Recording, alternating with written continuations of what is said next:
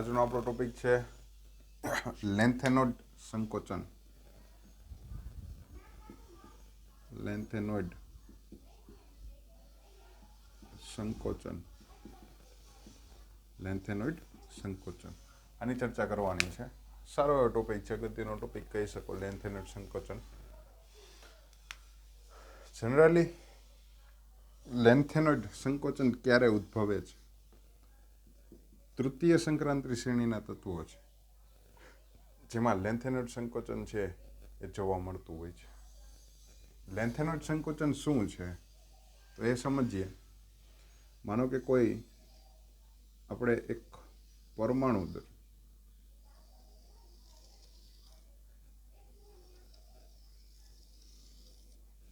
આ પરમાણુમાં 4f તૃતીય સંક્રાંતિ શ્રેણી માટે છે. 4f 5d અને 6s કક્ષક હશે. બરાબર છે? 4f 5d અને 6s. તમે તૃતીય સંક્રાંતિ શ્રેણીના તત્વો જોવો તો ખ્યાલ આવશે કે એમાં 4f છે એની ઇલેક્ટ્રોન રચના તમે જોશો તો ખ્યાલ આવશે કે એમાં જે 4f છે એમાં 14 ઇલેક્ટ્રોન સંપૂર્ણ ભરાઈ ગયેલા છે. સંકોચનનો મતલબ એમ થાય કે કક્ષા સંકોચાય છે. ક્યારે સંકોચાય? હવે આમાં બે અસર કામ કરે છે, મુખ્ય બે અસર કામ કરે છે. પહેલી અસર અસરકારક કેન્દ્રીય વીજભાર. આ પહેલી અસર છે. અને બીજી અસર છે શિલ્ડિંગ અસર. શિલ્ડિંગ અસર. આ બે અસર કામ કરે છે. હવે સ્વાભાવિક છે કે આમાંથી જો માનો કે 4f ના ઇલેક્ટ્રોન, હવે આપને ખ્યાલ છે કે શિલ્ડિંગ અસરમાં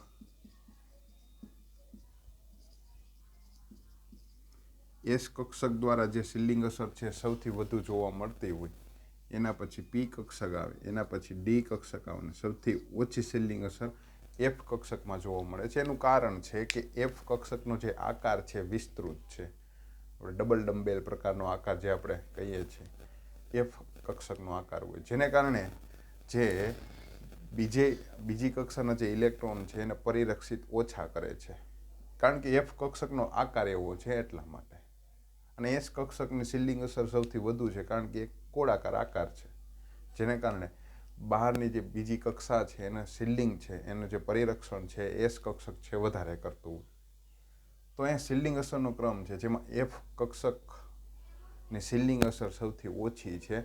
એનું કારણ છે એનો વિસ્તૃત આકાર, જટિલ આકાર. રેડી? હવે અહીંયા વિચારીએ કે જો 6sમાં ઇલેક્ટ્રોન હશે, ડીમાં પણ હશે અને 4માં પણ હશે. 4માં 14 ઇલેક્ટ્રોન હશે.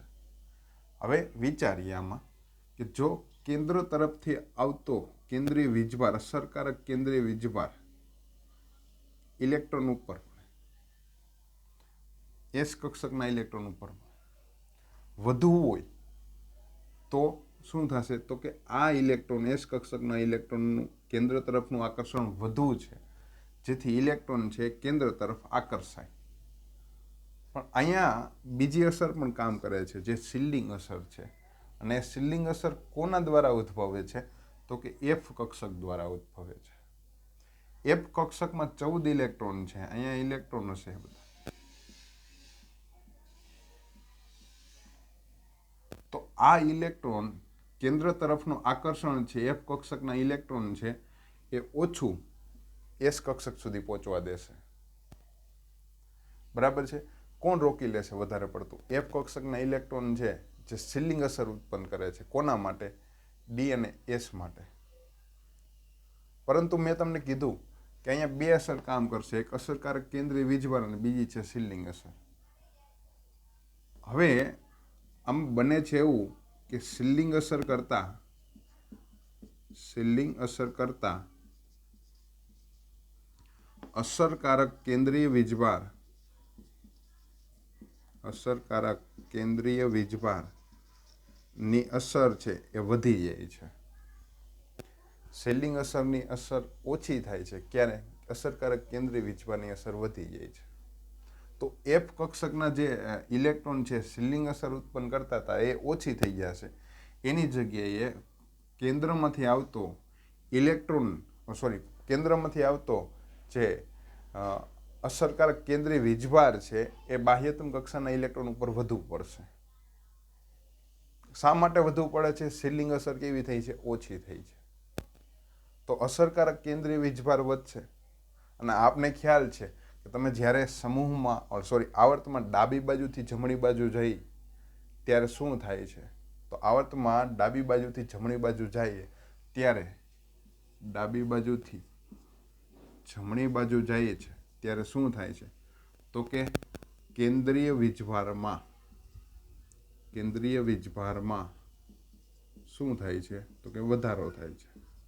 તો કેન્દ્રીય વીજભારમાં વધારો થશે તો સ્વાભાવિક છે અસરકારક સિલિંગ અસર છે ઓછી થતી જશે અને કેન્દ્રીય વીજભાર વધતો જશે. એટલે બાહ્યતમ કક્ષાના જે 6s ઇલેક્ટ્રોન છે એ કેન્દ્ર તરફ વધુ આકર્ષાય, જેથી કક્ષા છે એ સંકોચાય.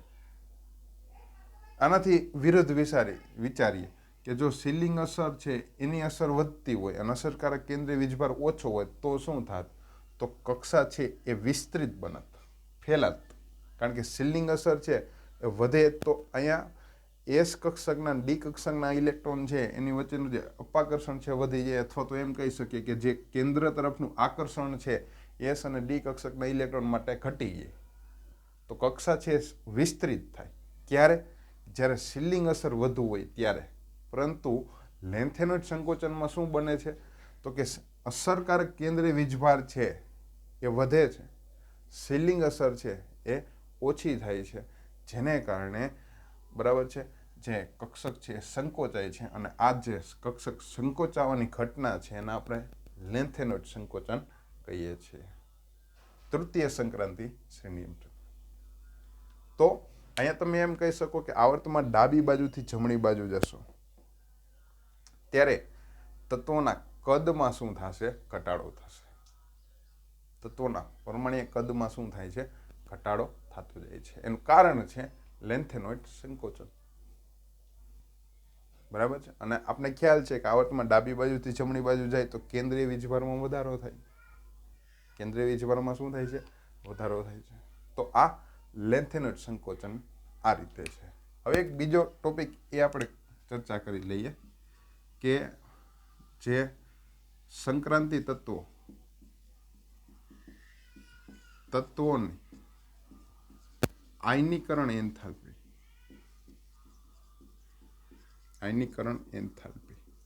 આની ચર્ચા કરી લઈએ. સંક્રાંતિ તત્વોની આયનીકરણ એન્થાલ્પી. હવે આયનીકરણ ઘટનામાં કોઈ પણ તત્વની આયનીકરણ ઘટનામાં પ્રક્રિયામાં NS કક્ષક ભાગ લે છે. NS કક્ષક ભાગ લે. કોઈ પણ તત્વ હશે, જો સંક્રાંતિ તત્વ હશે અને આયનીકરણ પ્રક્રિયા હશે એમાં NS કક્ષક ભાગ લેતો હશે. એટલે કે S કક્ષકમાંથી પણ ઇલેક્ટ્રોન દૂર થતો હશે એમ કહેવા માંગે છે. હવે આપને ખ્યાલ છે કે આવર્તમાં ડાબી બાજુથી જમણી બાજુ જાઓ, ડાબી બાજુથી જમણી બાજુ જઈએ ત્યારે આયનીકરણ એન્થાલ્પી શું થાય છે? વધે છે. પરંતુ આપણે જે સરખામણી કરવી છે એ બિન સંક્રાંતિ તત્વો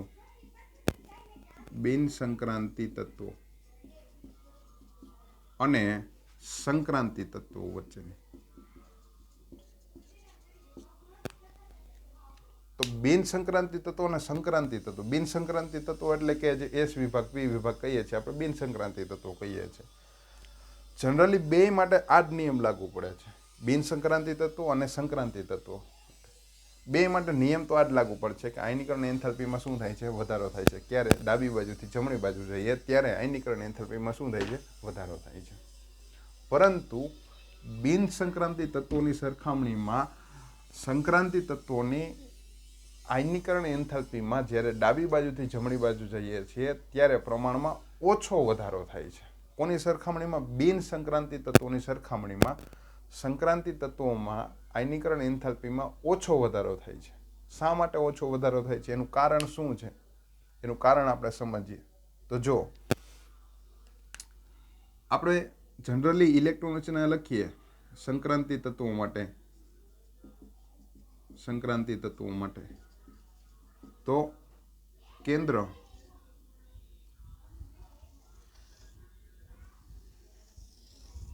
જે અંદરની કક્ષા છે n-1d અને આ જે કક્ષા છે આ ns થશે, છેલ્લી કક્ષા છે ns થશે અને અંદરની કક્ષા છે કેન્દ્ર બાજુની કક્ષા છે n-1d થશે. રેડી? હવે આવર્તમાં ડાબી બાજુથી જમણી બાજુ જશો તો પરમાણુ ક્રમાંકમાં વધારો થશે. પરમાણુ ક્રમાંકમાં વધારો થાય છે તો સ્વાભાવિક છે કે n-1d કક્ષક છે આમાં પણ ઇલેક્ટ્રોનની સંખ્યામાં શું થશે? વધારો થશે. કારણ કે પરમાણુ ક્રમાંકમાં વધારો થાય તો ઇલેક્ટ્રોનની સંખ્યામાં પણ વધારો થવાનો અને એ ઇલેક્ટ્રોન કેમાં દાખલ થશે? તો કે n-1d માં દાખલ થશે. હવે જેમ જેમ આવર્તમાં ડાબી બાજુથી જમણી બાજુ આવતા જશો તો પરમાણુ ક્રમાંક વધતો જશે અને n-1d માં ઇલેક્ટ્રોનની સંખ્યા વધતી જશે અને એક સમયે ઇલેક્ટ્રોનની સંખ્યા n-1d કક્ષક છે એમાં 10 થઈ જશે. ઇલેક્ટ્રોનની સંખ્યા આમાં કેટલી થઈ જશે? 10 ઇલેક્ટ્રોન થઈ જશે. 10 ઇલેક્ટ્રોન થાય તો અહીંયા જે ns કક્ષકમાં જે ઇલેક્ટ્રોન હતા, બરાબર છે, આ 10 ઇલેક્ટ્રોન n-1d ના ઇલેક્ટ્રોન કેન્દ્ર તરફનું જે આકર્ષણ છે, કેન્દ્રીય વીજભાર છે, એ n-1d કક્ષકના ઇલેક્ટ્રોન શું કરશે? શિલ્ડિંગ અસર ઉત્પન્ન કરશે. જેને કારણે શિલ્ડિંગ અસર ઉત્પન્ન થાય તો જે ns ના ઇલેક્ટ્રોન છે એનું કેન્દ્ર તરફનું આકર્ષણ કેવું થાય? ઓછું થાય. કારણ કે ડી કક્ષકના ઇલેક્ટ્રોને શું કર્યું? શિલ્ડિંગ અસર ઉત્પન્ન કરી. તો શિલ્ડિંગ અસરને કારણે આવર્તમાં ડાબી બાજુથી જમણી બાજુ જાઓ છો ત્યારે શિલ્ડિંગ અસર વધતી જાય છે. તો સ્વાભાવિક છે કે કેન્દ્ર અને ns કક્ષકના ઇલેક્ટ્રોન વચ્ચેનું આકર્ષણ છે એ કેવું થતું જશે? ઓછું થતું જશે. કારણ કે મોટાભાગનો કેન્દ્રીય વીજભાર કોણ રોકી લે છે? તો કે ડી કક્ષકના અંદરના ઇલેક્ટ્રોન રોકી લે છે. જેથી કેન્દ્રનું આકર્ષણ ns કક્ષકના ઇલેક્ટ્રોન ઉપર ઓછું પડે. તો સરળતાથી એટલે કે થોડીક ઓછી ઉર્જા આપી અને ઇલેક્ટ્રોન છે આપણે nsમાંથી દૂર કરી શકીએ. તો અહીંયા આપણે એમ કહી શકીએ કે બિન સંક્રાંતિ તત્વો કરતાં સંક્રાંતિ તત્વોની આયનીકરણ એન્થાલ્પી પ્રમાણમાં ઓછી વધે છે. વધારો તો થશે જ. આયનીકરણ એન્થાલ્પીમાં ડાબી બાજુથી જમણી બાજુ જશો વધારો તો થશે, પણ બિન સંક્રાંતિ તત્વો કરતાં સંક્રાંતિ તત્વોની આયનીકરણ એન્થાલ્પીમાં ઓછો વધારો થશે.